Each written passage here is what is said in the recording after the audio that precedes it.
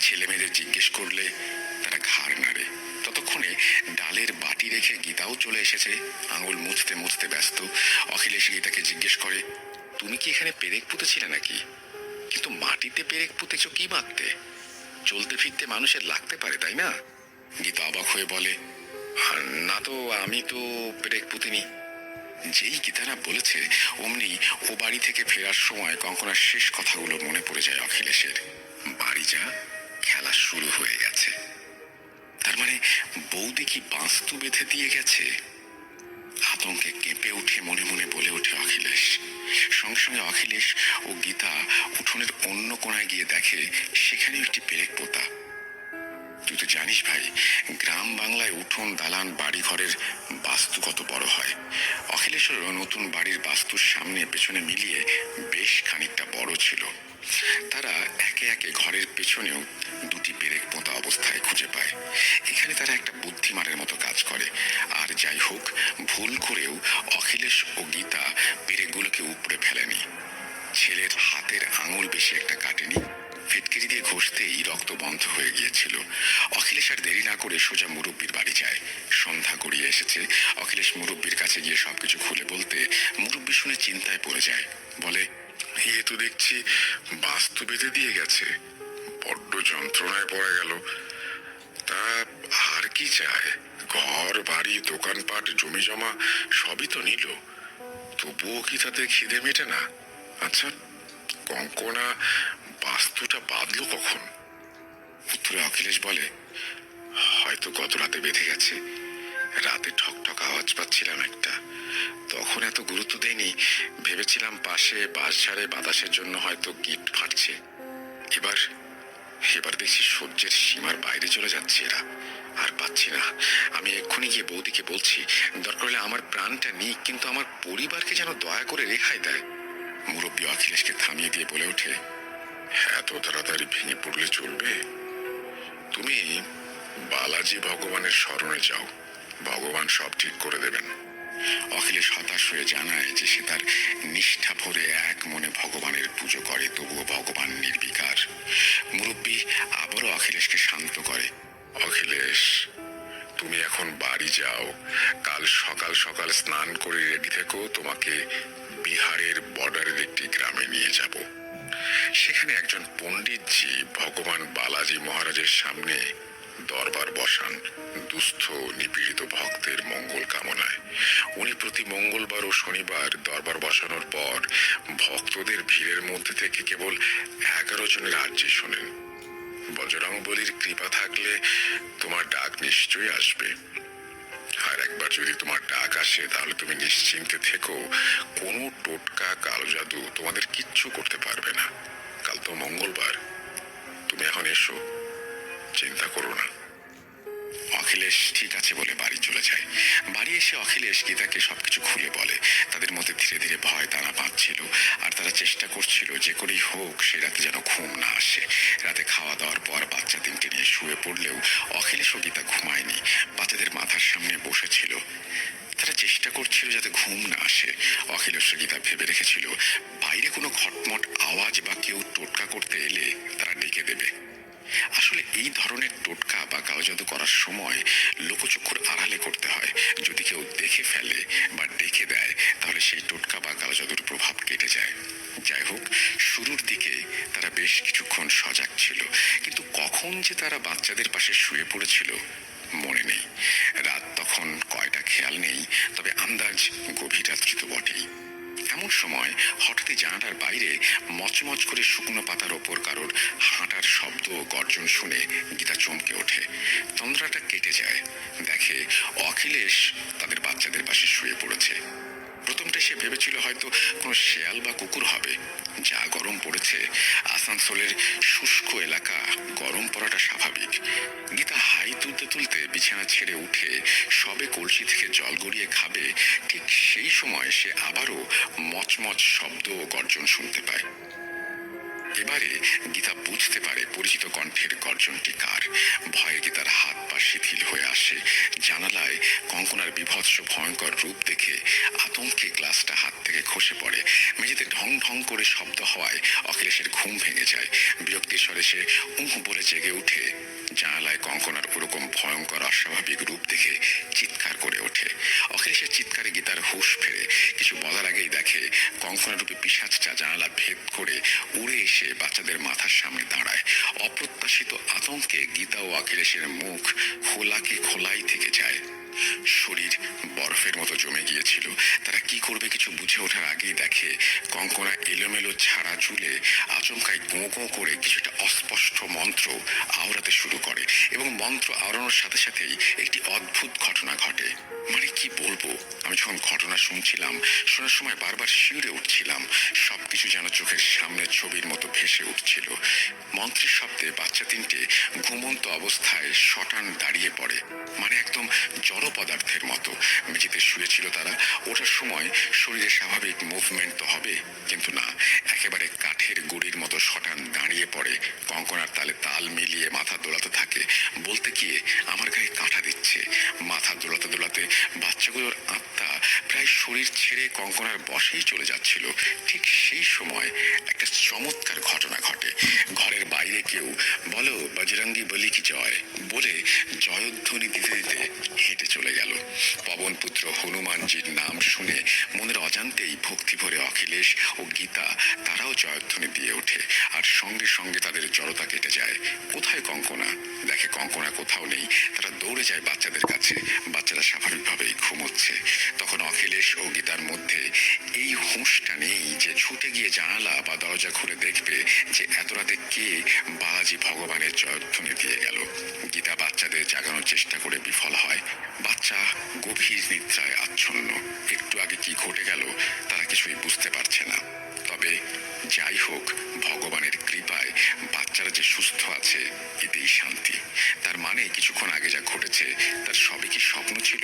গীতা অখিলেশকে জিজ্ঞেস করে, তুমিও কি দেখেছো আমি যা দেখেছি? অখিলেশ ঘাড় নেড়ে হ্যাঁ বলে। কিন্তু এখন কঙ্কনা কোথায়? শরীরের জড়তাও সম্পূর্ণ কেটে গেছে। অখিলেশ ভয়ে রাগে অভিমানে গীতার উপরে চেঁচিয়ে ওঠে, এই তোমার জন্য আজ সব হচ্ছে। তুমি সেই সময় বৌদিকে অপমান না করলে এমনটা হতো না। এখন জানি না অদৃষ্টে কি আছে। গীতা অখিলেশকে শান্ত করে বলে, তোমাকে তো বলছি চলো আমার বাপের বাড়ি, ওখানে গেলে সব ঠিক হয়ে যাবে।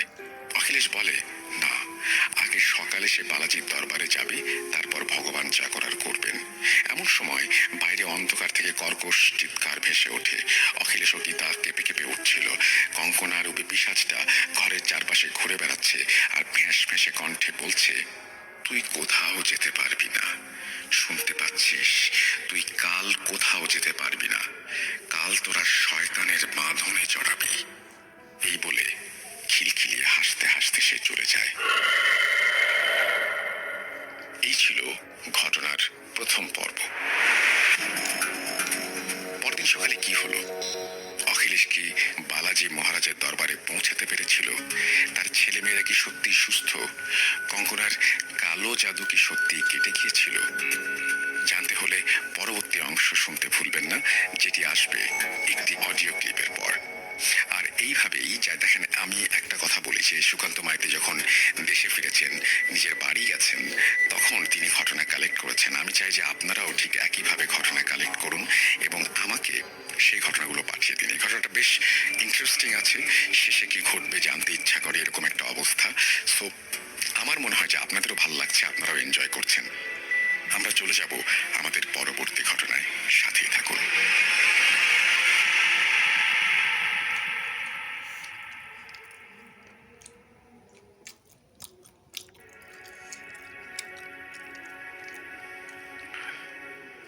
Welcome back.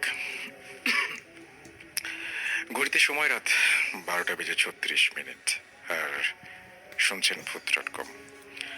আমরা প্রথম অংশ তো শুনলাম এবং দ্বিতীয় অংশ আমরা শুনবো। তার আগে একটা অডিও ক্লিপ। অনেকে অডিও ক্লিপের নাম শুনে ভাবছেন যে হলো একটা কাজ, এখন তো অডিও ক্লিপ মানে আবার ওটার জন্য ওয়েট করতে হবে কতক্ষণে শুরু হয়। এবং অডিও ক্লিপের ব্যাপারটা অনেকেই হয়তো পছন্দ করেন না, কিন্তু এখন যে অডিও ক্লিপটি রয়েছে সেই অডিও ক্লিপটি এমন একজন মানুষের যার ঘটনা শুনতে আপনারা সবাই পছন্দ করেন। সুতরাং তার ঘটনা, তিনি হচ্ছেন সোহাগ চক্রবর্তী, এবং সোহাগ চক্রবর্তী চমৎকারভাবে ঘটনাটা বর্ণনা করেছেন। থ্যাংক ইউ ভেরি মাচ সোহাগ। আমরা তার ঘটনায় যাব। আর তার আগে একটু জানিয়ে দিই, আমাদের বেশ কিছু কমেন্ট এসছে এবং কমেন্টগুলো দেখতে পাচ্ছি। রাকিবুল হাসান রাকিব আমাদের জানিয়ে দিয়েছেন কিভাবে কি করতে হবে, বুক.com সম্পর্কে ক্লিয়ার ধারণা দিচ্ছেন। হাবিবুর রহমান হাবিব আমাদের সঙ্গে আছেন, আমার ছেলেকে বার্থডে উইশ করেছেন। সোনিয়া আক্তার আছেন, তিনিও দোয়া করেছেন। আবির আছেন আমাদের সঙ্গে আছেন তাসিন, আমাদের সঙ্গে আছেন দেখতে পাচ্ছি। এছাড়াও হানিফ ওসমান আছেন আমাদের সাথে দেখতে পাচ্ছি।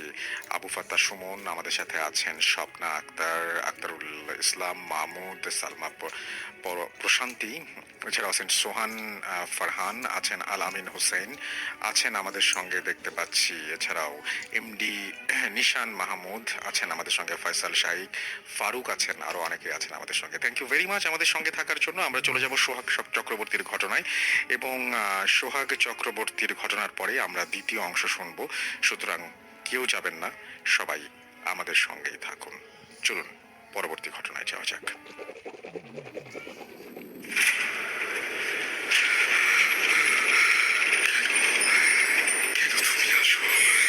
আমি শুধু তোমার সাথেই থাকতে চাই।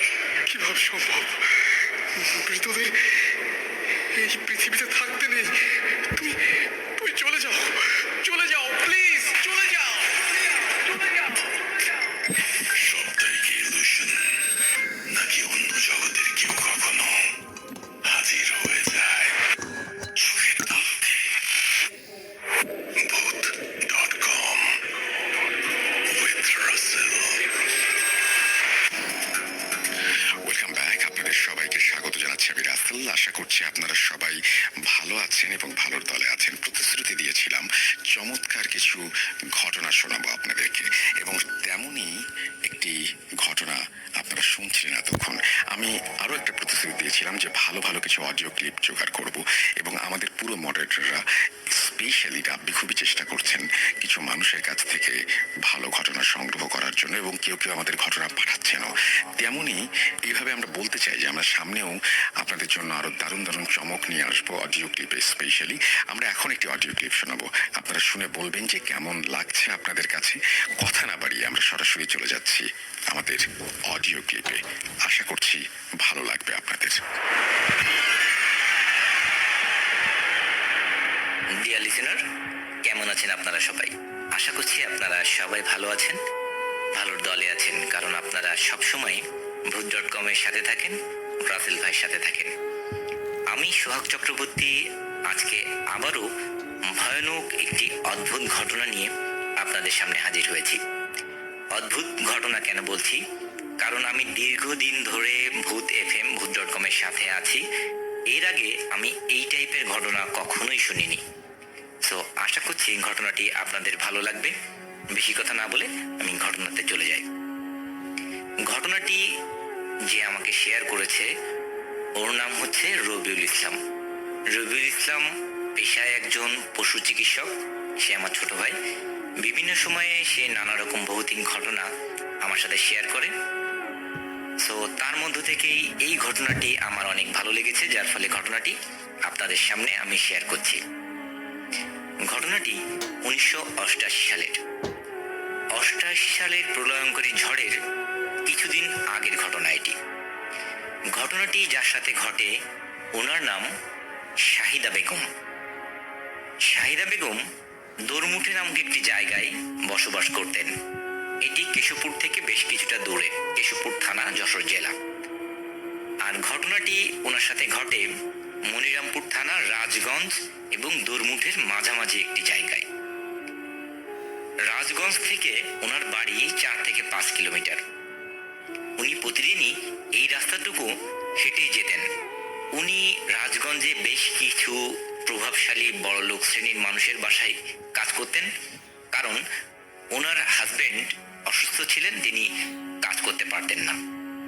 তো উনি কাজ করে ওনার সংসার চালাতেন। উনি প্রতিদিন একই রাস্তা দিয়েই কাজ করে সন্ধ্যার দিকে ওনার বাড়িতে যেতেন। এমনই একদিন বাড়িতে যাওয়ার সময় ওনার সাথে ঘটে অদ্ভুত একটি ঘটনা। সেই দিন রাশিদা বেগম কাজ সেরে বিকালের দিকে বাড়িতে যেতে যেতে একটু দেরি হয়ে যায়। উনি লাস্ট যে বাড়িতে কাজ করছিলেন ওই বাড়িতে অনেক গেস্ট আসার কারণে ওনার কাজ শেষ করতে করতে বেশ দেরি হয়ে যায়, যার ফলে উনি সন্ধ্যার পর পর ওখান থেকে কাজ শেষ করে বের হন। যেহেতু উনি একই রাস্তা দিয়ে প্রতিদিন যাতায়াত করেন, সো ওনার কত সময় লাগবে এবং রাস্তাটি সকল কিছু বেশ মুখস্থ হয়ে যায়। ওনার কিন্তু কোনোভাবেই যাতায়াতে কোনো রকম সমস্যা হয় না। সো উনি ওনার মতো হেঁটে যাচ্ছেন। সেদিন ছিল পূর্ণিমা। পূর্ণিমায় চাঁদের আলোয় ওনার হেঁটে যেতে কিন্তু অনেক সুবিধাই হচ্ছিল। উনি হেঁটে চলেছেন। ওনার বাসা থেকে 2 থেকে 3 কিলোমিটার আগে একটা রিসেন্ট কবর দেয়া হয়েছে রাস্তার পাশেই। উনি যেহেতু ওই রাস্তা দিয়ে যাতায়াত করেন, উনি জানেন যে ওখানে একটি কবর আছে। উনি কবরের কাছাকাছি এসে দেখেন কবরের পাশে একটি সাদা ঘোড়া ঘাস খাচ্ছে। যেহেতু উনি ওই এলাকার মানুষ, আর আপনারা যদি না জেনে থাকেন, রাজগঞ্জে কিন্তু বর্তমান সময়ে এখনো ঘোড়ার হাট বসে। ওখানে মানুষ ঘোড়ার চাষ করে বাণিজ্যিকভাবে এবং সেখানে বেচা কেনা হয়। সো উনি জানতেন ওখান থেকে বেশ কিছুটা দূরে কয়েকটা বাড়িতে কিন্তু ঘোড়া আছে।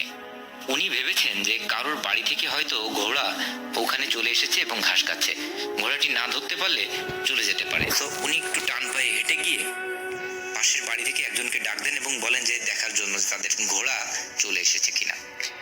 উনি সেই লোককে সাথে করে নিয়ে ওই কবরের ওখানে আসেন। এসে দেখেন যে ওখানে কিছুই নেই। যেহেতু হেঁটে ওখানে এসেছেন, উনি ভেবেছেন যে হয়তো ঘোড়া অন্য কোথাও চলে গেছে। উনি কিন্তু এটাকে স্বাভাবিকভাবেই নেন। এরপরে উনি আবার হাঁটা শুরু করেন। তখন কিন্তু বেশ কিছুটা রাত হয়ে গেছে মোটামুটি। সো উনি দেখেন যে দূরে একটা বাড়িতে প্রচুর আগুন জ্বলছে। একদম আমরা যেটা বলি দাউ দাউ দাউ দাউ করে আগুন জ্বলে, তেমন ভাবে আগুন জ্বলছে। উনি এই দৃশ্য দেখে, যেহেতু গ্রামের লোকরা একটু স্বাভাবিক মিশুক টাইপের হয়, অন্যের বিপদে ঝাঁপিয়ে পড়ে, উনিও সেই উদ্দেশ্য নিয়ে ওইদিকে খুব টান পায়ে হাঁটানো, মানে দৌড়ানোর মতো করে এগোনো শুরু করেন। উনি একটি অদ্ভুত জিনিস তখন লক্ষ্য করেন। সেটি হচ্ছে উনি যত ওই বাড়ির দিকে যাচ্ছেন তত ওই আগুনের পরিমাণ কম হয়ে যাচ্ছে, আগুনটি ছোট হয়ে যাচ্ছে। এক পর্যায়ে উনি যখন ওই বাড়ির কাছে গিয়ে পৌঁছান, সেখানে গিয়ে উনি মারাত্মক আকারে ভয়ও পান, আশ্চর্য হন। দেখেন সেখানে কোনো আগুন নেই, এমনকি সেখানে কোনো বাড়িই নেই। তখন ওনার কিন্তু টনক নড়ে।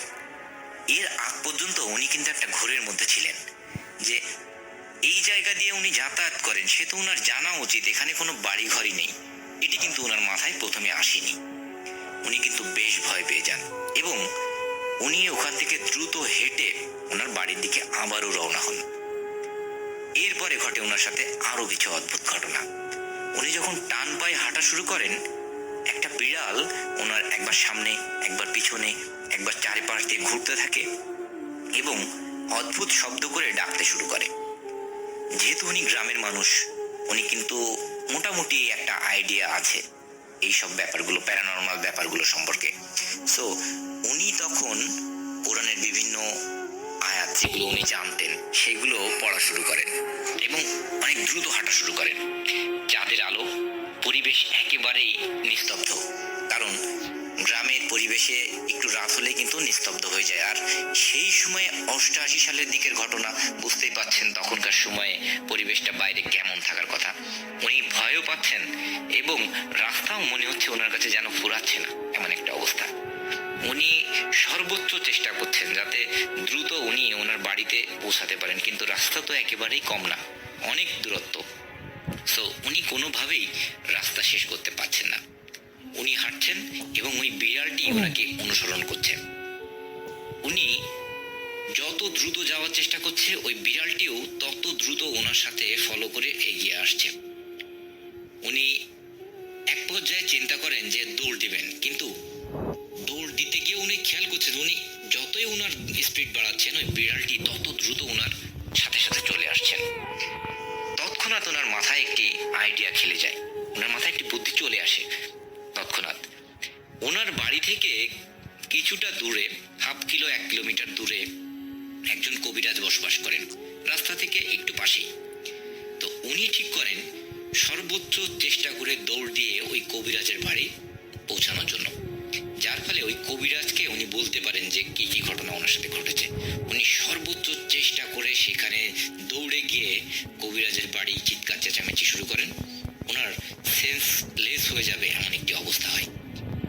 ওনার ডাকাডাকি শুনে কবিরাজ ঘর থেকে বেরিয়ে আসেন এবং উনি ওই মুহূর্তেও দেখেন ওই বিড়ালটি কবিরাজের বাড়ির গেটের একটু দূরে দাঁড়িয়ে আছে, সে কিন্তু কবিরাজের বাড়ির মধ্যে ঢোকেনি। তখন কবিরাজ ওনাকে ঘরের মধ্যে নিয়ে যায় এবং উনি তখন কবিরাজকে সকল ঘটনা একেবারে প্রথম থেকে ওই কবরস্থানের পাশে ঘোড়া দেখা থেকে শুরু করে সকল ঘটনা বলেন। বলার পরে কবিরাজ ওনাকে একটি ট্রিটমেন্ট দেন, ওনাকে একটি পানি পড়া দেন এবং ওনাকে কিছু পড়ে ওনার গায়ে ফু দিয়ে দেন এবং ওনাকে অদ্ভুত একটি কথা বলেন যে তুমি বাড়িতে যাওয়ার আগে, তোমার বাড়িতে ঢোকার আগে কোনো গোয়াল ঘর যদি পাও সেখানে গিয়ে একটা গরুর গায়ে তুমি টাচ করবে, তারপরে সেখান থেকে গিয়ে গোসল করবে, তারপরে তুমি তোমার বাড়ির মধ্যে ঢুকবে এবং তোমার সন্তান বা পরিবারের লোকের সাথে মিশবে। এর আগ পর্যন্ত তুমি তোমার বাড়িতে যাবে না এবং কারোর সাথে মিশবে না। সো উনি যেভাবে বলেন সেইভাবে পানি পড়া নিয়ে উনি কিন্তু আবার হাঁটা শুরু করেন বাড়ির উদ্দেশ্যে।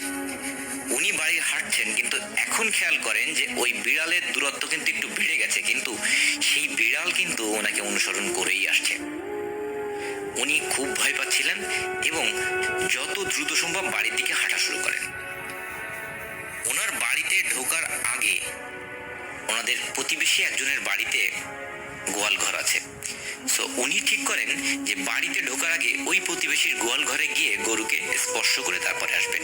ঠিক যেই ভাবা সেই কাজ, উনি ওই প্রতিবেশীর গোয়ালে চুপি চুপি ঢুকে একটা গরুকে শুধুমাত্র হাত দিয়ে স্পর্শ করেন।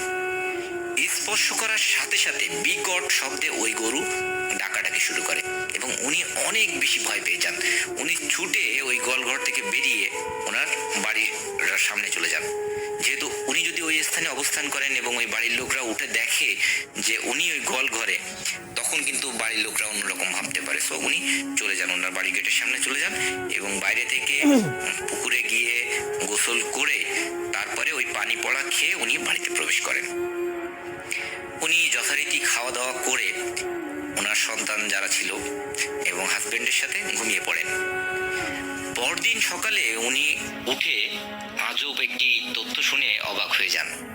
উনি অবাক হয়ে যান ওই রাত্রেবেলায় যে গরুর গায়ে উনি স্পর্শ করেছিলেন সেই গরুটি নাকি ওই রাত্রেই মারা গেছে। এটি শুনে উনি মারাত্মক আকারে অবাক হয়ে যান, আবার ভয়ও পান। উনি কাজে যাওয়ার সময় ঠিক করেন আগে কবিরাজের সাথে দেখা করবেন। যেই ভাবা সেই কাজ, উনি কবিরাজের বাড়িতে চলে যান এবং কবিরাজের বাড়ি গিয়ে কবিরাজের কাছে জানতে চান যে আসলে এমন এমন ঘটনা হয়েছে, আসলে ওই গরুটি কেন মারা গেল। কবিরাজ তখন বলেন যে তুমি যখন রাত্রে আমার এখানে এসেছিলে তখন আমি দেখতে পেয়েছিলাম তোমার সাথে একটি বদজিন আসছিল এবং তুমি যেভাবে আমাকে বিবরণ দিয়েছো, তুমি যখন ওই কবরস্থানের পাশে সাদা ঘোড়াটিকে দেখেছো, ওই সাদা ঘোড়াটি ছিল একটি বদজিন। আর তুমি হয়তো জানো না ওখানে যে ব্যক্তিটির কবর দেয়া হয়েছে ওই ব্যক্তিটি আত্মহত্যা করে মারা গিয়েছিল এবং ওখানে বেশ কয়েকটি বদজিনের আনাগোনা আছে। ওখান থেকে একটি বদজিন তোমার ক্ষতি করার উদ্দেশ্যে তোমার সাথে তোমার বাড়িতে যাচ্ছিল এবং বিভিন্ন সময় তোমাকে ভয় দিয়েছে, ভয় দিয়ে তারা মজা পেয়েছে, এই জন্য তোমাকে বিভিন্ন সময় ভয় দিয়েছে। সে মূলত তোমার বাড়িতে যাচ্ছিল তোমার কোনো সন্তান বা পরিবারের যে কারো একজনকে নিয়ে যাওয়ার জন্য। আর তোমাকে চাইলে তারা নিয়ে যেতে পারতো, কিন্তু তুমি বিভিন্ন সময়ে বিভিন্ন আয়াত কোরআনের পড়তে পড়তে আসছিলে, সূরা পড়তে পড়তে আসছিলে, এই কারণে তুমি কিন্তু বেঁচে গিয়েছো, তোমার কোনো ক্ষতি করতে পারেনি। কিন্তু সে তোমার পিছন পিছন আসছিল যাতে তোমার বাড়িতে গিয়ে তোমার ক্ষতি করতে পারে। সো এই জিনিসটা বুঝতে পেরেই আমি তোমাকে পানি পড়া দিয়েছিলাম এবং বলেছিলাম ওই গরুকে স্পর্শ করার জন্য, যার ফলে তোমার সাথে আসা বদজিন ওই গরুটির রক্ত খেয়ে বা হত্যা করে সে তার আত্মতুষ্টি অর্জন করতে পারে। তখন এই ঘটনা শুনে উনি খুব বেশি ভয় পান এবং বেশ কিছুদিন মোটামুটি অসুস্থ থাকেন। পরবর্তীতে কবিরাজের ট্রিটমেন্টে উনি আস্তে আস্তে সুস্থ হয়ে যান। এটি ছিল মূলত রাসেল ভাই ঘটনা। ঘটনাটি আমার কাছে অনেক অদ্ভুত লেগেছে। ঘটনাটি যদি আপনার ভালো লেগে থাকে তাহলে অবশ্যই শ্রোতাদের উদ্দেশ্যে প্রচার করবেন, আর আমার বলাতে কোনো ভুল ত্রুটি হলে সেটি ক্ষমাসুন্দর দৃষ্টিতে দেখবেন। সবাই ভালো থাকবেন, ভূত.com-এর সাথে কানেক্টেড থাকবেন। ধন্যবাদ।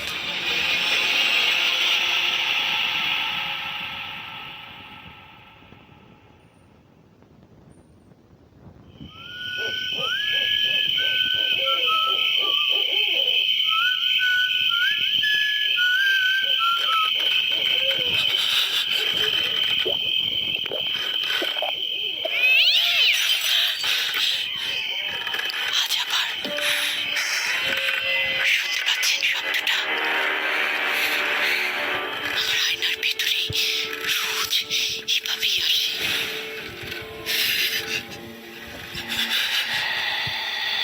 Voot.com with Russell. Welcome back. আশা করছি আপনারা ঘটনাটা এনজয় করেছেন। আমরা চলে যাচ্ছি আমাদের পরবর্তী ঘটনায়। আশা করছি যে এই ঘটনাটি আপনাদের ভালো লাগবে। হ্যাঁ, ভালো লাগবে এই কারণেই, কারণ যে ঘটনাটা যাচ্ছি সেই ঘটনার প্রথম অংশটি আপনারা অলরেডি শুনে ফেলেছেন। এখন দ্বিতীয় অংশে যাব আমরা। সুকান্ত মাইতির ঘটনা শুনছিলাম আমরা।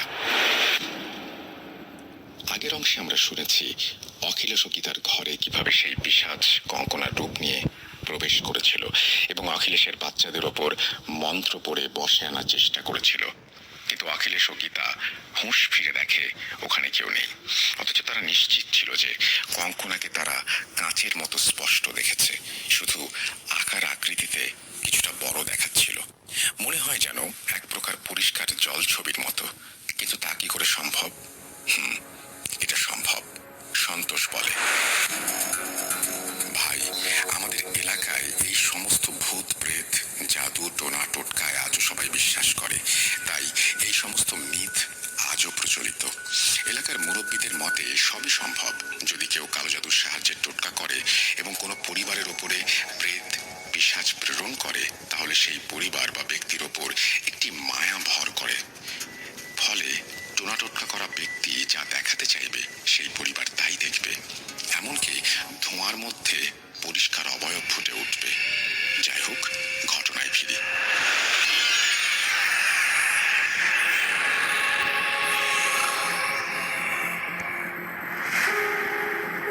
আরো কিছুটা সময় কেটে যায়।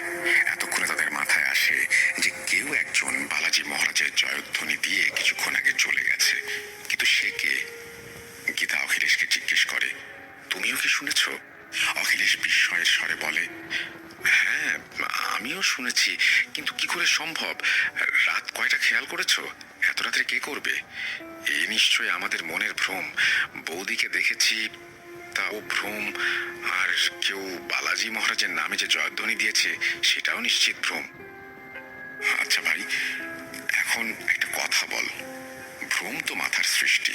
যদি ভ্রমই হয় তাহলে একজনই দেখতে পাবে, তাই না?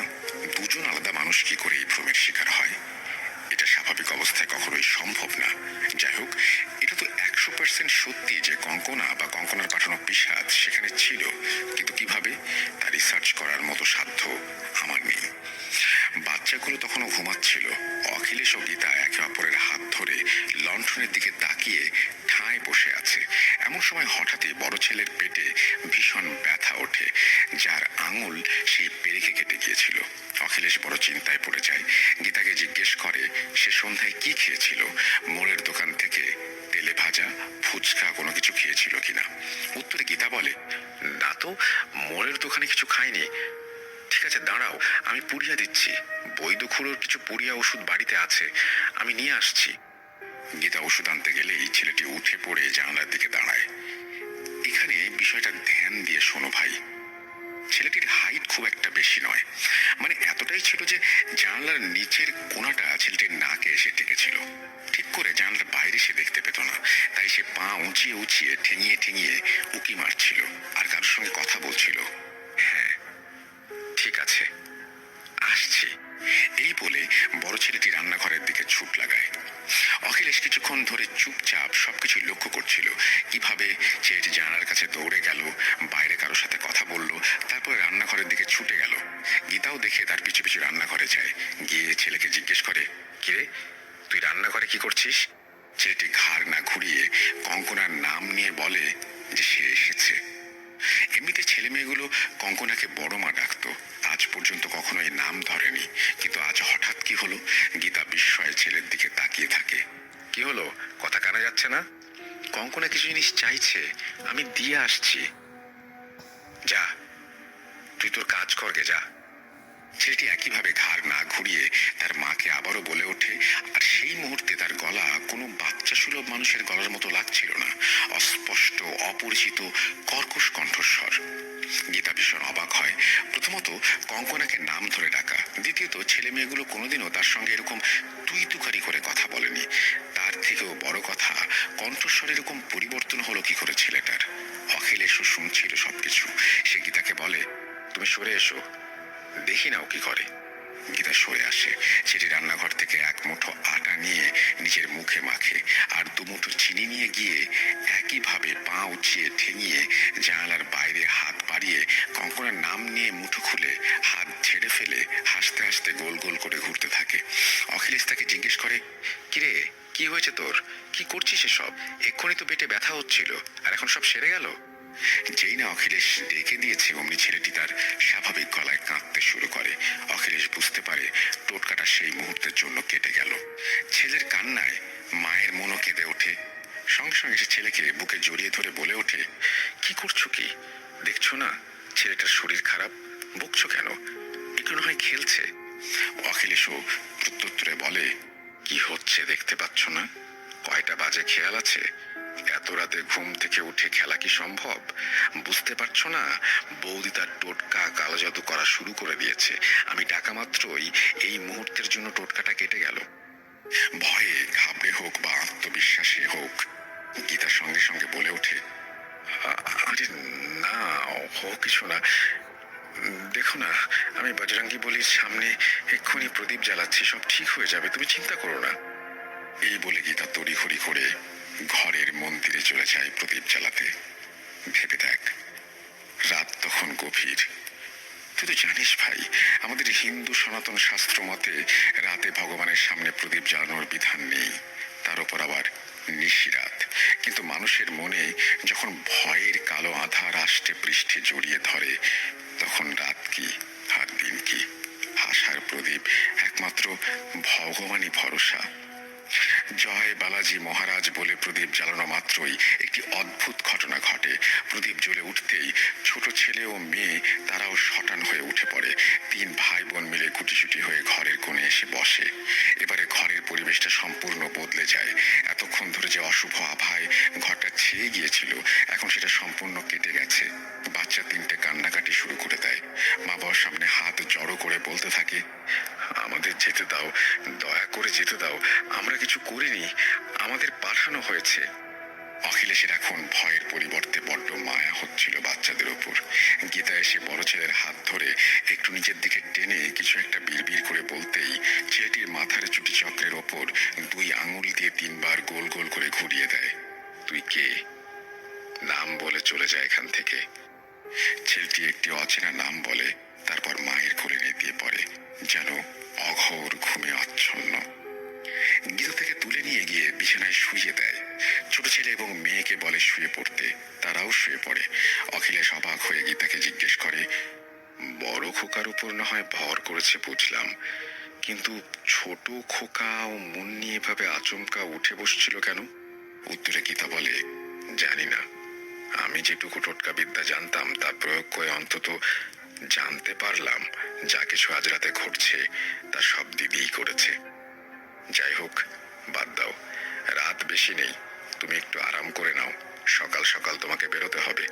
আমি আর ঘুমোবো না, আমি ছেলে মেয়েদের পাশে আছি। জানি না আমার কেমন একটা অস্বস্তি হচ্ছে। ভাবছি আর কিভাবে দিদির কাছে ক্ষমা চাইলে ও মানবে। অখিলেশ বলে, না, আমি ঘুমাবো না। সকালে যাওয়ার সময় বাসের ভেতর ঘুমিয়ে নেব, ঘন্টা দুয়েকের পথ। শোনো, আর ক্ষমা চেয়ে লাভ নেই। কাল বালাজি মহারাজের দরবারে যাচ্ছি, উনিই শেষ ভরসা। যা হবার উনিই করবেন। দেখতে দেখতে ভোর হয়ে আসে। রাতে তারা আর ঘুমোতে পারেনি। ছেলে মেয়েদের বিছানার পাশেই বসে রাতটা কাটিয়ে দেয়। সকালে স্নান করে বাড়ির মন্দিরে প্রণাম করে অখিলেশ বেরিয়ে পড়ে। এরপর মুরব্বীর বাড়ি গিয়ে ওনাকে সঙ্গে নিয়ে বিহারের বর্ডার সংলগ্ন বালাজি মহারাজের দরবারে বসা গ্রামের উদ্দেশ্যে রওনা দেয়। বাসে যেতে যেতে মুরব্বীকে গত রাতের সমস্ত ঘটনা খুলে বলে। ভীষণ চিন্তা হচ্ছিল তার। পিছে পিছে কঙ্কনা আবার কিছু না করে বসে। অখিলেশ এও বলে যে এবার যদি কঙ্কনা আর কিছু করে তাহলে সে আর সহ্য করবে না। সম্পর্কের সীমা অতিক্রম করে কিছু একটা করে বসবে সে। তার জন্য যদি জেলে যেতে হয় যাবে, তাতে আর কোনো দুঃখ নেই। মুরব্বী অখিলেশকে শান্ত করে বলে চিন্তা না করতে, ভগবানের দরবারে যাচ্ছে যখন উনি সব ঠিক করে দেবেন। অপরাধীরা দেরিতে হলেও একদিন না একদিন শাস্তি ভোগ করেই। ঘন্টা দুয়েক যাওয়ার পর তারা বালাজির দরবারে পৌঁছায়, কিন্তু একটুর জন্য দেরি করে ফেলে। অখিলেশের নাম্বার আসে 12 নম্বরে। তোকে তো আগেই বলেছি, বালাজির দরবারে সেই পণ্ডিতজি কেবল 11 জনের আর্জি শোনেন। পার্টিকুলার সেই গ্রামটা কিনা বলতে পারবো না, বর্ডার সংলগ্ন বিহারের কোনো এক গ্রামে আজও নাকি এরকম বালাজি মহারাজের সামনে দরবার বসে, যদিও আমি কখনো যাইনি। যাই হোক, যেহেতু অখিলেশ 12 নম্বরে, তাই সে হতাশ হয়ে মুরব্বীর দিকে তাকালো। অখিলেশের মনের অবস্থা বুঝে মুরব্বী পণ্ডিতজির কাছে অনেক অনুনয় বিনয় করে, কিন্তু কোনো লাভ হয় না। ক্ষমা চেয়ে পণ্ডিতজি জানান যে তিনি উপরওয়ালার ইচ্ছায় 11 জনের বেশি দেখতে পারবেন না। ওনারা বরং এর পরের দরবারে শনিবারে আসুন। অখিলেশ ভাবছিল যে করেই হোক যদি পণ্ডিতজি তখনই কিছু বলে দেন তাহলে খুব ভালো হয়। এক একটা দিন তাদের আতঙ্কে কাটছিল, এই বুঝি কঙ্কনা কিছু করে দেয়। কিন্তু পণ্ডিতজি শুনলেন না। ওনার মতে ভগবান বালাজির নির্দেশে কেবল 11 জনই দেখার বিধান আছে। অখিলেশ হতাশ হয়ে বাড়ি ফেরার উদ্দেশ্যে বাস স্ট্যান্ডের দিকে পা বাড়ায়। মুরব্বী ফিরে না। সে জানায় যে সে গ্রামে আত্মীয়র বাড়ি, অনেকদিন আসা হয় না, তাই সেখানে কয়েকদিন থাকবে। শনিবার যখন অখিলেশ আবার আসবে, সে তার আগে পণ্ডিতজির সাথে কথা বলে এগিয়ে রাখবে। বাসে উঠে অখিলেশ চমকে যায়। অন্য যাত্রীরা না দেখতে পেলেও অখিলেশ স্পষ্ট এক ঝলক দেখছে কঙ্কনা পেছনের সিটে বসে আছে। বাস ভর্তি যাত্রী, এদিকে আর কোনো সিট খালি নেই যে অখিলেশ উঠে সেখানে চলে যাবে। অগত্যা পেছনে না তাকিয়ে চুপচাপ কঙ্কনার সামনে সিটে গিয়ে বসে পড়ে সে। যদিও অখিলেশ ভেবেছিল বাসে একটু ঘুমিয়ে নেবে, কিন্তু সেই মুহূর্তে যা অবস্থা তাতে তার ঘাম ছুটে যাচ্ছে। এরকম একজন টোটকা টোনা কালো জাদু বান মারা মানুষ পেছনে বসে, যার জন্য তাদের জীবনটা ছারখার হয়ে যাচ্ছে। হতে পারে সে আপনজন, তবুও তাকে পেছন ঘুরে কোথা থেকে আসছে জিজ্ঞেস করতে সাহসে কুলায়নি অখিলেশের। সে চুপটি করে গুটসুটি মেরে সারাটা রাস্তা ভগবানের নাম জপ করতে করতে কাটিয়ে দেয়। তাদের স্টপেজ আসতে কন্ডাক্টরের ডাকে অখিলেশের হুঁশ ফেরে। কন্ডাক্টর বিরক্তির স্বরে অখিলেশকে ডাকে, আরে ও দাদা, কি হলো? আর কতক্ষণ ঘুমাবেন? আপনার স্টপেজ এসে গেছে, নামুন তো। কি হলো, কথা কানে যাচ্ছে না? ধুস, আজকের দিনটাই মাটি। কার মুখ দেখে উঠেছিলাম কে জানে, পুরো রাস্তাটাই খালি গেল। আরে কি হলো, নামবেন নাকি শেষ স্টপেজ পর্যন্ত টেনে নিয়ে যাব? হুঁশ ফিরতে অখিলেশ বিস্ময়ে ফাঁকা বাস দেখে কন্ডাক্টরের দিকে এক পলক তাকিয়ে নামতে নামতে বলে ওঠে, কি বলছো কি? পাগল নাকি? ওটার সময় দেখলাম পুরো বাস যাত্রীতে ভর্তি, একটা মাত্র সিট খালি ছিল, আর এখন বলছো পুরো বাস খালি? সকাল সকাল নেশা চড়িয়েছ নাকি? কন্ডাক্টর কয়েক মুহূর্ত চুপ থেকে ব্যঙ্গের ছলে হেসে উঠে বলে, না না, ভূত প্রেত বসেছিল তো, আপনি জেগে ওঠায় ভয় পেয়ে উড়ে গেছে। অদ্ভুত মানুষ, ইয়ার কি মারছেন নাকি? দেখছেন না পুরো বাস ফাঁকা। অখিলেশ বিস্ময়ে বাসের সিঁড়ি থেকে আবারও এক পা পিছিয়ে উপরে উঠে ভয়ে ভয়ে পেছনের সিটের দিকে তাকিয়ে আঁতকে ওঠে। দেখে কঙ্কনা এখনো সেই সিটে একইভাবে বসে মিটমিট করে হাসছে। এই দেখো ভাই, বলতে গিয়ে গায়ের লোম কেমন খাড়া হয়ে যাচ্ছে। আমি যখন আমার গ্রামের এক কাকার কাছে ঘটনাটা শুনেছিলাম, তখনও কিভাবে আমার গায়ের লোম খাড়া হয়ে গিয়েছিল। ভাবো, রাত হলেও না হয় হয় ভূতের অস্তিত্ব মানা যায়, কিন্তু কাকার কথা অনুযায়ী এ তো ভর দুপুর, দিনের আলো হলেও ভাবো একবার অখিলেশের কি অবস্থা হয়েছিল। অখিলেশ দেখে কঙ্কনা বসে, কিন্তু তার চেহারায় অদ্ভুত পরিবর্তন, দিনের আলোতেও বিভৎস দেখাচ্ছে। কঙ্কনার মুখ স্বাভাবিকের চেয়ে কিছুটা বড় দেখাচ্ছিল, পরনে ছেঁড়া ফাটা কালো শাড়ি, চুলগুলো ডাইনির মতো এলোমেলো ভাবে হাওয়ায় নড়ছে, চোখের মণির বদলে কালো অন্ধকার কোটর, যা কেবল আতঙ্কের সৃষ্টি করছে। অখিলেশের পা রাতের মতো আবারও জমে যায়, আতঙ্কে দম আটকে আসে তার। সে ফিসফিস করে কন্ডাক্টরকে ডেকে দেখানোর চেষ্টা করে, বাস খালি কোথায়, ওখানে কে বসে আছে চোখে দেখছো না? ড্রাইভার এবার বেজায় চটে যায়, চেঁচিয়ে বলে, নামো তো বেটাকে, যত সব মাতাল। এমনি ব্যবসা নেই, মাথা খারাপ হয়ে আছে, তার উপর এই সমস্ত মাতালের আঁতলামি। কন্ডাক্টর আর ধৈর্য রাখতে না পেরে তুই তোকারি করে অখিলেশকে বলে, ও হ্যাঁ, ওখানে ভূত বসে আছে, তার টিকিটের পয়সা দিবি, নাম নাম। মাতাল কোথাকার।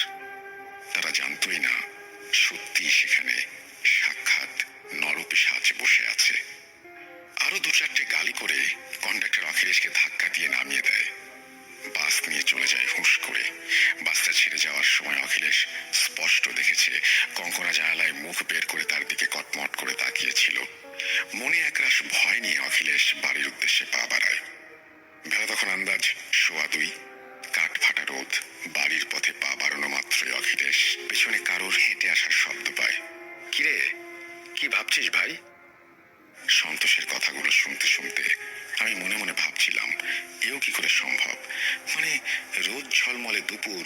সন্তোষের প্রশ্নে আমি ও কিছু না বলে নড়ে চড়ে বসি। কি জানি, আমার মনের ভাব হয়তো বুঝতে পেরেছে সন্তোষ। জানতাম তুই বিশ্বাস করবি না, দিনের বেলাতেও ভূত দেখা সম্ভব। কেন রে, কেউ কি বলেছে যে ভূত কেবল রাতেই দেখা যায়, দিনে নয়? তেনাদের কোনো সময় হয় না, তারা চাইলেই দিনের বেলা যেখানে খুশি যাকে খুশি দেখা দিতে পারে। প্রথমে আমিও মানতাম না এসব, কিন্তু এই ঘটনা শোনার পর অবিশ্বাস করতে ভয় করে। যদি হঠাৎ সামনে আবির্ভূত হয়। যাই হোক, ঘটনায় ফিরি। অখিলেশ ভয়ে ভয়ে দ্রুত হাঁটা শুরু করে। দ্রুত হাঁটলেও পেছনের অবয়বটাকে সে অনুভব করছিল।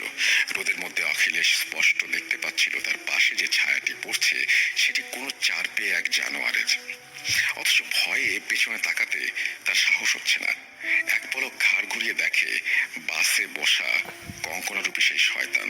অখিলেশের বুঝতে বাকি ছিল না এটি যে সে পিশাচ নয়, এটি একটি দেহ পিশাচ। তখনকার দিনে মানুষেরা ভূত প্রেত পিশাচ সম্পর্কে সাধারণ জ্ঞান রাখত, এখনকার মানুষের মতো নয়। অখিলেশ জানত দেহ পিশাচ ছল করে বিভিন্ন মানুষের রূপ নিয়ে পথিকের সাথে নানান ভাবে কথা বলে, যে কোনো জলাশয়ে তাকে টেনে নিয়ে ডুবিয়ে মারার চেষ্টা করে। তা যদি ছোট্ট নালাও হয় তাতে সমস্যা নেই, জল হলেই হবে, জলেই তাদের শক্তি। কিন্তু এখন কি করবে সে? বাড়িতে তো তাকে ফিরতেই হবে, কে জানে গীতা ও বাচ্চাদের কি অবস্থা। সবচেয়ে যে বিষয়টি তাকে ভাবাচ্ছিল তা হলো রাস্তায় যাওয়ার সময় একটা ছোট খাল পড়ে, তার উপর কাঠের পুল, সেটি পেরিয়ে তাকে যেতে হবে। এদিকে জলের কাছে যাওয়া মানে তো পিশাচের শক্তি কয়েক গুণ বেড়ে যাবে। অনিষ্ট একটা নিশ্চিত ঘটবে আজকে, আবার বাড়ি পৌঁছাতেও হবে। কিছু ভেবে উঠতে না পেরে অখিলেশ চুপচাপ দাঁড়িয়ে পড়ে। সে জানতো ভয় না পেয়ে যদি সাহস করে রুখে দাঁড়ানো যায় তাহলে দেহ পিশাচ তার শক্তিশালী কেউ ভেবে পিছিয়ে যায় আর তার শিকারকে ছেড়ে দেয়। অখিলেশ মুহূর্তের মধ্যে ভেবে নেয় সে রুখে দাঁড়াবে। সেই মতো পেছনে ঘুরতেই দেখে একজন বয়স্ক বুড়ো দাঁড়িয়ে তার দিকে মিটমিট করে তাকাচ্ছে। এটা যে কোনো বুড়ো নয় তা পরিষ্কার। একটু আগে কঙ্কনার রূপ নেয়া পিশাচ, রাস্তায় জানোয়ারের ছায়া, আর এখন বুড়ো, মানে দেহ পিশাচ যে তার মায়ার খেলা শুরু করে দিয়েছে সে বিষয়ে সন্দেহ নেই। কিন্তু সাহস করে পেছনে ঘুরেই বা কি লাভ? দেহ পিশাচ যতই ছলনা করুক, সহজ সরল মনের অখিলেশ সামনে বুড়ো মানুষ দেখে রেগে মেগে তেড়ে যাওয়ার বদলে চুপচাপ দাঁড়িয়ে পড়ে। ঠিক সেই সময় বুড়োটা খিলখিল করে হেসে উঠে অখিলেশের ছেলে মেয়ের নাম ধরে নাকি সুরে বলে, ও তাদেরকে খেয়ে ফেলবে, আম্মা গুনিন তোর বাচ্চাদের চিবিয়ে খাবে। কিরে ভাই, কি বুঝতে পারছিস তো বুড়োটা আম্মা গুনিন কাকে বলছে? আরে কঙ্কনাকে। আর খেয়ে ফেলবে মানে কি বোঝাতে চাচ্ছে নিশ্চয়ই বুঝতে পারছিস। যাই হোক, অখিলেশ বুড়োর কথায় ঘাবড়ে যায় এবং কিছু না ভেবে বাড়ির উদ্দেশ্যে সমান গতিতে অখিলেশের পেছনে দৌড়াতে থাকে, যা কোনো স্বাভাবিক বয়স্ক মানুষের পক্ষে সম্ভব নয়। এখানে বাচ্চাদের কথা ভেবে দৌড়ালেও অখিলেশ হুঁশ হারায়নি। মাঠের ফসল উঠে গেছে, মাঠ তখন শুকনো, তাই অখিলেশ বুদ্ধি করে মাঠের আইল বরাবর ঘুর পথে বাড়ির দিকে ছুট লাগায়। পরবর্তীতে অখিলেশ গ্রামের মানুষের কাছে জানতে পারে যে সেদিন নাকি সে উন্মাদের মতো আইল ধরে একাই দৌড়াচ্ছিল। এই সব শুনে অখিলেশ বুঝতে পেরেছিল সেদিন সেই বুড়োরূপী দেহ পিশাচটি সে ব্যতীত আর কেউ দেখেনি। যাই হোক, মনের ভয় ক্রমশ দানা বাড়ছিল অখিলেশের। বুড়োর কথা যদি সত্যি হয়, কে জানে বাচ্চারা কি অবস্থায় আছে। দৌড়াতে দৌড়াতে বাড়ির আঁকের সামনে এসে দেখে পাড়া প্রতিবেশীদের ভিড়। অখিলেশের মনে আতঙ্ক, কেঁপে ওঠে সে। কি হয়েছে? কিছু কি ঘটলো? মনটায় বারবার কু ডাকছিল। অখিলেশ ভিড় ঠেলে ভেতরে গিয়ে দেখে বৌদি কঙ্কনা এসেছে। সে জোরে জোরে বিলাপ করছে, উঠোনে দুহাত চাপড়াচ্ছে, কাঁদছে। আর সামনে বাচ্চা ও গীতা হাত জড়ো করে দাঁড়িয়ে। গীতা বারবার কঙ্কনাকে অনুরোধ করছে কান্না থামাতে। দিদি, কি করছো? পাড়ার লোক দেখছে, দোহাই তোমাকে, এভাবে কান্না করো না, ভুল মানুষ মাত্রই হয়।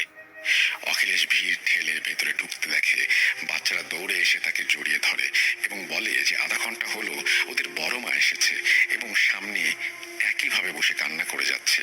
অখিলেশ বিভ্রান্ত হয়ে কঙ্কনাকে জিজ্ঞেস করে, বৌদি, কি হয়েছে? এরকম কাঁদছো কেন? কান্না থামাও, কি হয়েছে খুলে বলো তো। কঙ্কনা একইভাবে কান্না করতে করতে ঘাড় ঘোরায় অখিলেশের দিকে। এরপর বলে, আমাদের ক্ষমা করে দাও ভাই, আমাদের বড় ভুল হয়ে গেছে। তোমার দাদার শেষ সময় এসে গেছে। যাবার আগে তার শেষ ইচ্ছা বাচ্চা তিনটেকে একবার দু চোখ ভরে দেখবে, তোমাদের কাছে ক্ষমা চাইবে। দেখো না, আমি তখন থেকে গীতাকে হাতে পায়ে ধরে কত মিনতি করছি একটিবার আমার সাথে বাড়িতে নিয়ে যেতে, কিন্তু সে রাজিই হচ্ছে না। তুমি একটু গীতাকে বুঝিয়ে বলো না ভাই। উনি বলেছেন বাড়ি, দিঘি, দোকানপাট, জমি জমার সব কাগজ ফিরিয়ে দেবেন। আমরা যাতে আবারও এক পরিবার হয়ে উঠি এবং একই ছাদে সুখে শান্তিতে বসবাস করতে পারি, এটাই তার শেষ ইচ্ছা।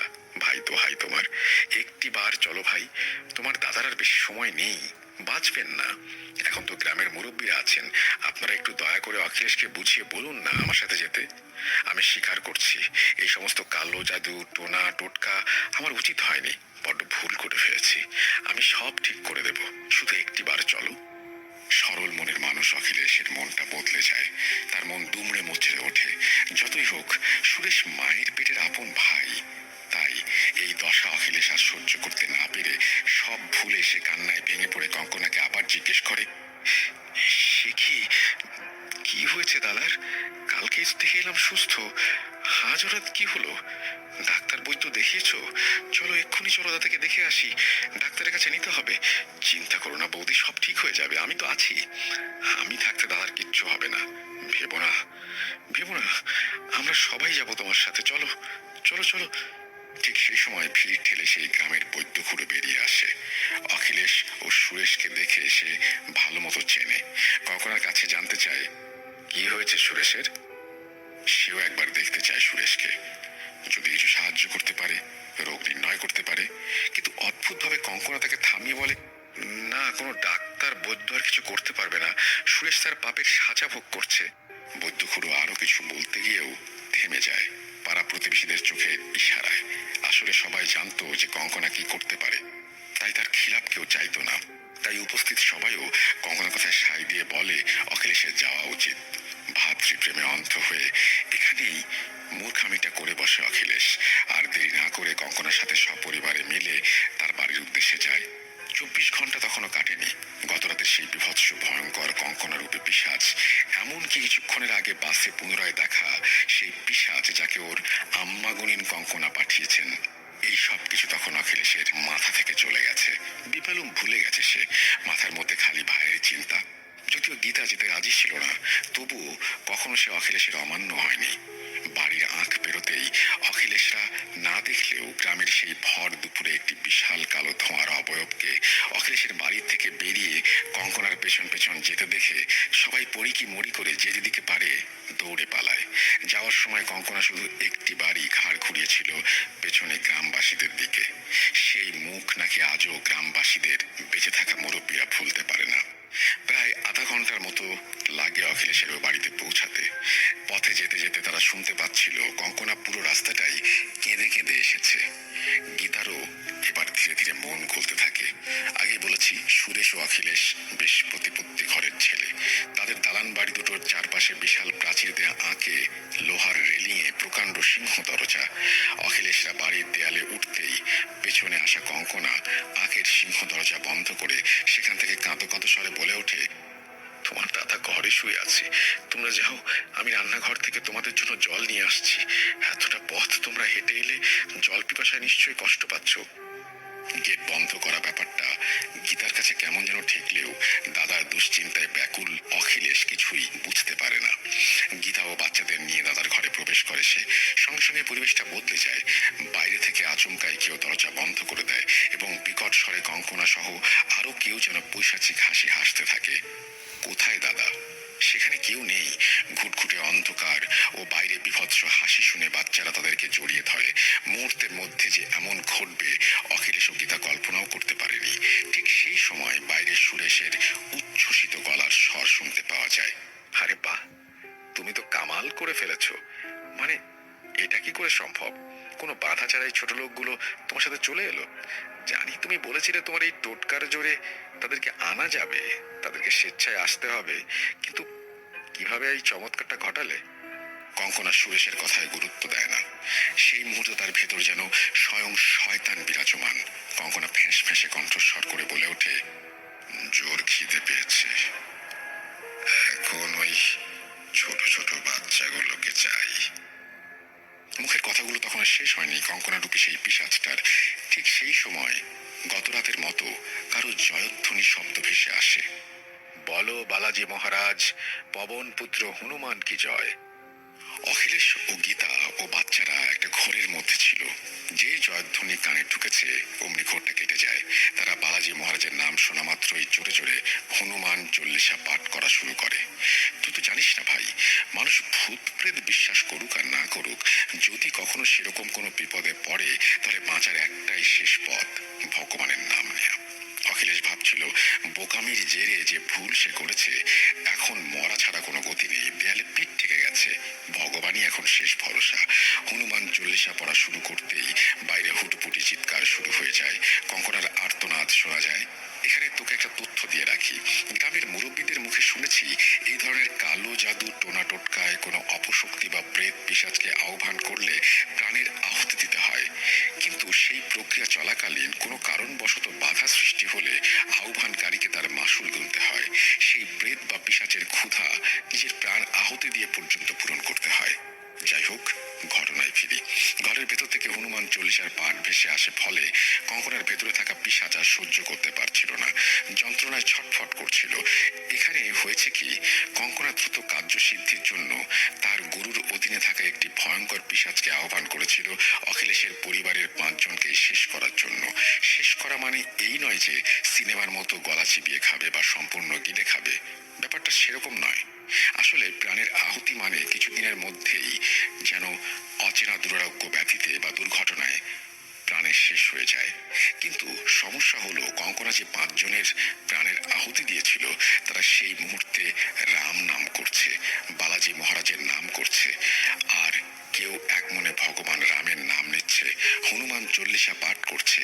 সেই সময় কোনো ভূত প্রেত পিশাচ বা অপশক্তি ছুঁয়ে দেবে এত বড় কলিজা তাদের নেই। ফলে সেই পিশাচ কিছু তো করতে পারছেই না, উপরন্তু ভগবানের নাম সহ্য করতে না পেরে ছটফট করছে। এখন যে উদ্দেশ্যের জন্য সে কঙ্কনার শরীরে এসেছে তা যখন পূরণ করতে পারছে না, তখন সে জোরে জোরে চিৎকার করতে থাকে, আহুতি তার চাই। এদিকে হনুমান চল্লিশা পাঠ শেষ হওয়ার আগেই বাইরের পরিবেশটা শান্ত হয়ে যায় এবং পর মুহূর্তেই হঠাৎই সুরেশের আর্তনাদ ভেসে আসে।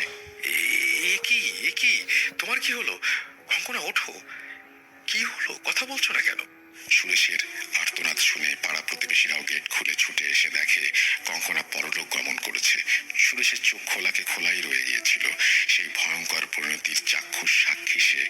জীবিতকালে কঙ্কনা প্রচুর জাদু টোনা টোটকা ভূত প্রেত পিশাচ নিয়ে নিকৃষ্ট কাজ করত এবং সে কারণেই কিনা জানি না, কাকার বলা অনুযায়ী সেদিন এক অস্বাভাবিক দৃশ্য উপস্থিত সবাই চাক্ষুষ দেখেছিল। সবাই দেখে কঙ্কনার চোখগুলো আতঙ্কে যেন ঠিকরে বেরিয়ে আসছে, দাঁতে দাঁত লেগে জিভ কেটে যাচ্ছে, হাত পা বেঁকে যাচ্ছে, শরীর নিমেষেই পৌঁছতে শুরু করেছিল। মানে একটা স্বাভাবিক মৃতদেহ পৌঁছতে কতক্ষণ সময় লাগে এটা তো আমরা সবাই জানি, কিন্তু কঙ্কনার দেহ মিনিট 5 মধ্যেই দুর্গন্ধ ছড়ায়।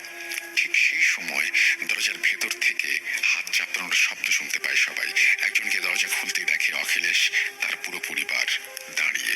পাড়া প্রতিবেশীরা বুঝতে পারে যে তাদেরকে বন্ধ করে রাখা হয়েছিল। অখিলেশ সবাইকে নিয়ে ঘর থেকে বেরিয়ে আসবে, তার আগে বাইরে থেকে আসা বিকেলের মরা রোদের আলোয় দেখে সমগ্র ঘরে কালো জাদু টোটকার সরঞ্জাম ছড়ানো। ঘরের মাঝে লাল সিঁদুরের একটি গোলাকৃতি গণ্ডি। তারা এতক্ষণ তার ভেতরেই দাঁড়িয়েছিল। গত রাতের মতো ভগবানের ইশারায় ভাগ্যিস হনুমান চল্লিশা পাঠ করেছিল, নইলে সবকিছু হয়তো ততক্ষণে শেষ হয়ে যেত। বাইরে এসে কঙ্কনার বিভৎস পচা গলা মৃতদেহ দেখে চমকে উঠেছিল ওরা। বাচ্চারা আতঙ্কে চিৎকার করে জড়িয়ে ধরে তাকে। কঙ্কনার মেয়ে পাশেই কাঁদছিল। গীতাকে দেখে কাকিমা বলে ছুটে জড়িয়ে ধরে। অখিলেশ আন্দাজ করতে পেরেছিল কেন এই পরিণতি, কিন্তু সে কোনোদিনও চায়নি যতই হোক সুরেশ কঙ্কনা তাদের আপনজন, আর বৌদি তো মায়ের মতো। খুবই আফসোস হয় অখিলেশের। যদি একটিবার বালাজি মহারাজের দরবারে 11 জনের মধ্যে তার ডাক আসতো, তাহলে হয়তো পরিণতিটা অন্যরকম হতো। অন্তত প্রাণে মরতে হতো না কঙ্কনাকে। কিন্তু ভগবানের বিধানে বোধহয় আলাদা বিচার ধার্য ছিল। আসলে এই সমস্ত প্রেত পিশাচকে যারা নিজেদের শরীরে আহ্বান করে, তাদের কার্যসিদ্ধি না হলে যে এনেছে তার প্রাণটা দিতে হয়। সুরেশ তার ভুল বুঝতে পারে এবং নিজের সম্পত্তি সহ অখিলেশের কাছ থেকে নেওয়া সবকিছুর কাগজপত্র ফিরিয়ে দেয়। মেয়েকে তাদের দায়িত্বে রেখে নিরুদ্দেশ হয়ে যায়। পরবর্তীতে শোনা যায় সুরেশকে নাকি মাঝে মধ্যে উন্মাদের মতো এই গ্রামে ও গ্রামে ঘুরে বেড়াতে দেখা যেত। এই বলে সন্তোষ থামে।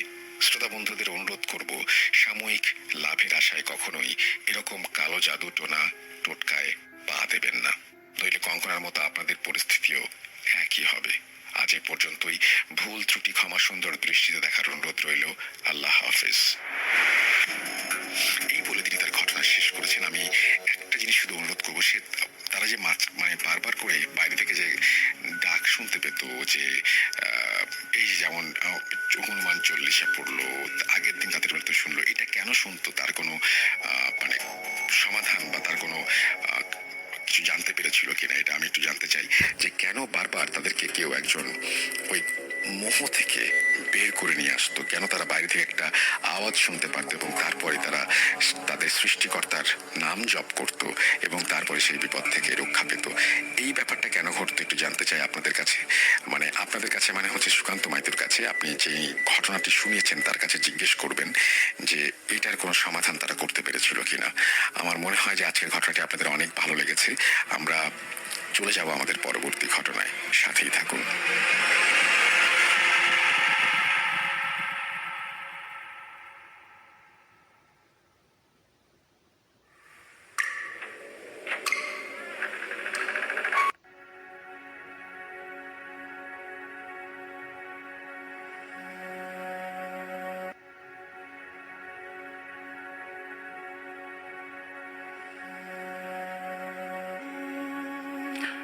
আপনাদের সবাইকে স্বাগত জানাচ্ছি, আমি রাসেল। আশা করছি সবাই ভালো আছেন এবং ভালোর দলে আছেন। আমি বিশ্বাস করি যে আজকের এপিসোডটি আপনাদের ভালো লাগছে। বলেছিলাম যে স্পেশাল একটা এপিসোড আপনাদের উপহার দেব। প্রতি এপিসোডই স্পেশাল করতে চাই, কখনো সম্ভব হয় সেটা, কখনো হয় না, বাট চেষ্টা তো থাকেই। যাই হোক, আমরা আপনাদের আরও কমেন্ট পাচ্ছি, আরও অনেক কমেন্ট আপনারা করছেন। সেই কমেন্টের মধ্যে কিছু কমেন্ট আমি পড়ে ফেলতে চাই। নয়ন খান আমাদের লিখেছেন, রাসেল ভাই আমি সাভার থেকে শুনছি, থ্যাংক ইউ। আমাদের সাথে আছেন দেখতে পাচ্ছি প্রবাসীর দিগন্ত, হ্যাপি বার্থডে জানিয়েছেন, থ্যাংক ইউ। নীরব নয়ন মণ্ডল আমাদের লিখেছেন, ভাই ভূত FM লাইভ কোথায় পাবো? আমরা ভূত.com করছি এখন, এবং এটা আপনি প্রতি শুক্রবার রাত 11:59 আপনি পাবেন স্বাধীন মিউজিক অ্যাপে। কিন্তু আপনি ফেসবুক থেকে যেহেতু লিখছেন, আমি আশা করবো যে আমাদের মডারেটররা জানিয়ে দেবেন যে কীভাবে শোটা শোনা যায়। শামীম হোসেন শিমু আমাদের সাথে আছেন, যশোর থেকে শুনছেন। সূর্য ভাই আছেন আমাদের সাথে আছেন দেখতে পাচ্ছি ছোঁয়ামণি। এছাড়াও আমাদের সাথে আছেন এরশাদ আলী ওয়ারিস, তিনি কানাডা থেকে শুনছেন। রিপ্লাই দিলে খুশি হবেন। অবশ্যই রিপ্লাই দিলাম, আপনার কথা আমি পড়েও শোনালাম ওয়ারিস। এবং আমরা কিছুদিন আগে টরন্টোতে একটা শো করেছি, আপনি নিশ্চয়ই জানেন, এবং ভবিষ্যতেও আমাদের শো করার প্ল্যান রয়েছে। আমরা মিডল ইস্টকে টার্গেট করেছি এখন। মিডল ইস্টে আমাদের একটা শো করা ইচ্ছে, কারণ আমাদের অনেক ভাই বোনেরা সেখান থেকে শোনেন এবং রেগুলারই শোনেন। আমাদের মিডল ইস্টের বিভিন্ন দেশগুলো, যেমন হচ্ছে আপনার দুবাই, কাতার, তারপর হচ্ছে ওমান, এই সমস্ত জায়গা থেকে সবসময় মানুষজন আমাদেরকে মেসেজ পাঠান এবং মেসেজ পাঠানো শুধু না, মেসেজের রিপ্লাইও আমরা দেওয়ার চেষ্টা করি। তো, সবচেয়ে বড় ব্যাপার যেটা সেটা হচ্ছে বাংলাদেশের পরে পশ্চিমবঙ্গও না সবচেয়ে বেশি আমাদের শোনেন মিডল ইস্ট থেকে। সো এটা একটা বিশাল পাওয়া আমাদের জন্য। পশ্চিমবঙ্গের অনেকেই আমাদের শোনেন। আমি চাই যে আরও বেশি মানুষের অংশগ্রহণ, এবং সেটা যদি সম্ভব হয় তাহলে আমিও খুব খুশি হব। আমরা চলে যাব আমাদের পরবর্তী ঘটনায়। আশা করছি এই ঘটনাটি আপনাদের ভালো লাগবে। চলুন কথা না বাড়িয়ে সরাসরি ঘটনায় যাওয়া যাক।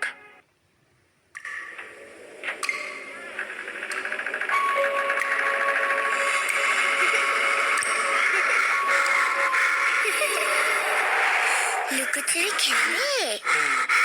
লুকোচুরি? তুমি লুকাও, আমি ঠিকই তোমাকে খুঁজে পাবো।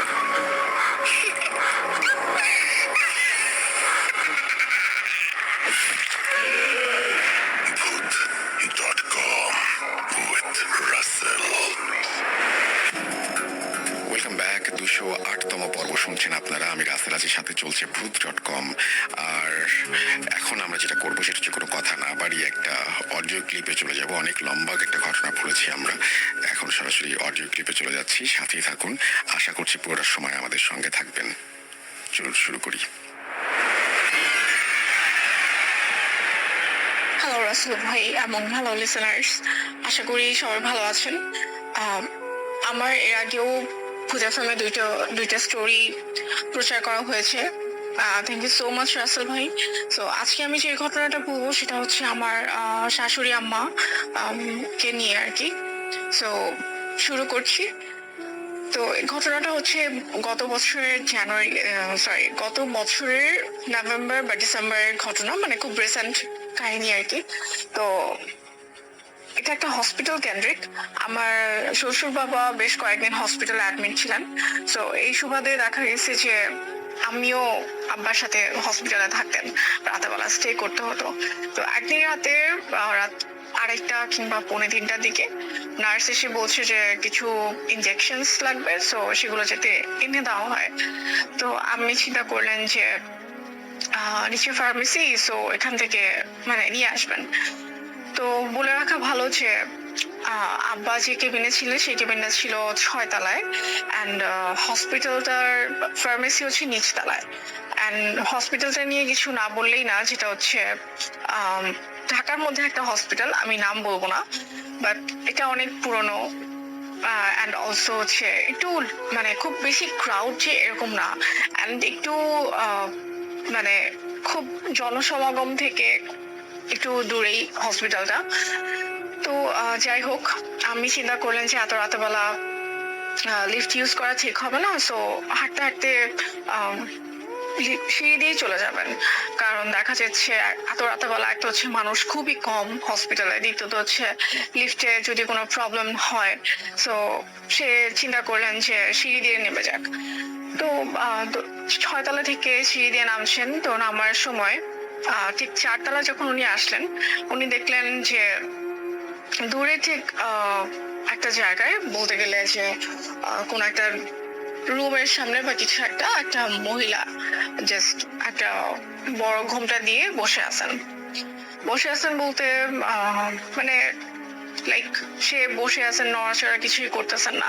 তো যেহেতু আমি আগেই বলেছি যে হসপিটালটায় কোনো মানুষ নেই খুব বেশি, সো এত রাতে এরকম মানুষ একজন দুইজন চোখে পড়লে কিন্তু চোখ যায়। তো আমি ওটা কোনো কিছু মনে করেননি। আমি আবার হেঁটে আস্তে আস্তে দোতলা মানে 4 তলা থেকে 3 তলা, 3 তলা থেকে দোতলায় যখন উনি নামলেন, সেম জিনিসটা মানে সেম কাপড়, সেম ভাবে বসা বা সেম করে একজন সেম টু সেম উনি মানে বসে আছেন। মনে হচ্ছে যে উনি আবার দোতলায় এসে বসলেন। তো আমি চিন্তা করলেন যে আমি তো সেম ভাবেই নামছি, মানে আমি তো 4 তলা থেকে দোতলায় নামলাম সিঁড়ি দিয়ে, আমার সাথে তো সিঁড়ি দিয়ে কেউ নামেনি। তো ওনার যদি নামতেই হয়, এক তো হচ্ছে উনি বসে আছেন, ওনাকে যখন দেখছে আর কি, যেই ছিল, তো বলতেছে যে ওনার কোনো মুভমেন্ট ছিল না, কিছুই ছিল না, বাট সেম কাপড়, সেম ভাবে, সেম অবয়বে বসে আছেন। তো আমি যখন 4 তলা থেকে দোতলায় এসে দেখলেন, তখন আমি একটু ভয় পেয়ে গেলাম যে সেম জিনিসটা আমি 4 তলায় দেখে আসছি। তো আমি একটু ভয় পেয়ে, এরপর যেহেতু অনেক রাত আর আশেপাশে খুব বেশি মানুষ ছিলেন না, তো আমি এসে ফার্মেসিতে আমি ওষুধ নিলাম, ইনজেকশন নিলাম। তো এরপর আমি চিন্তা করতেছেন যে আমি তো লিফটে উঠবো না, তো আমার সিঁড়ি দিয়েই যেতে হবে। অ্যান্ড সিঁড়ি দিয়ে গেলে হোয়াট ইফ জিনিসটা আবার দেখি। বলে রাখা ভালো, আমার শাশুড়ি আম্মা মাশাআল্লাহ খুবই সাহসী, কিন্তু যে কোনো কেউ রাতের 2:30-3টা বাজে যদি এই একটা সিন দেখে, তা আবার হসপিটালের মতো একটা জায়গায়, তাহলে ভয় পাওয়াটাই স্বাভাবিক।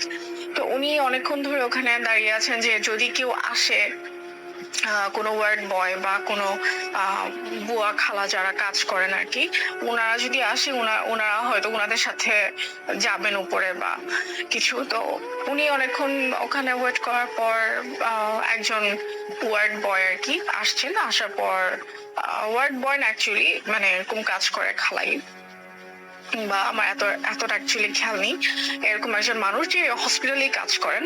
তো উনি এসে জিজ্ঞেস করতেছে যে আপনি এত রাতেবেলা এখানে কি করতেছেন। তো বলছে আমি একটা ওষুধ নিতে আসছি, আমি একটু উপরে যাব, আপনি কি উপরে যাবেন কিনা। তো একটু মানে ওয়ার্ড বয় বা উনি ওই লোকটা জিজ্ঞেস করলেন যে কেন, আপনার কি কোনো প্রবলেম আছে, বা আপনি লিফট দিয়ে চলে যান। তো বলছে না, আমি লিফট দিয়ে যাইতে চাচ্ছি না, আসলে এরকম এরকম ঘটনা হয়েছে। আমি ওনাকে বললেন, তো উনি বললো যে এটা আসলে আপনি না, এটা অনেকেই দেখছে, আচ্ছা ঠিক আছে, আমি আপনাকে সে দিয়ে আসি।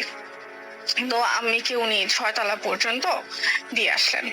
তো এখনো পর্যন্ত মানে কথা হচ্ছে এটা কে ছিল, আর রাতে 2:30-3টা বাজে যেই বা আম্মিকে দিয়ে আসছেন,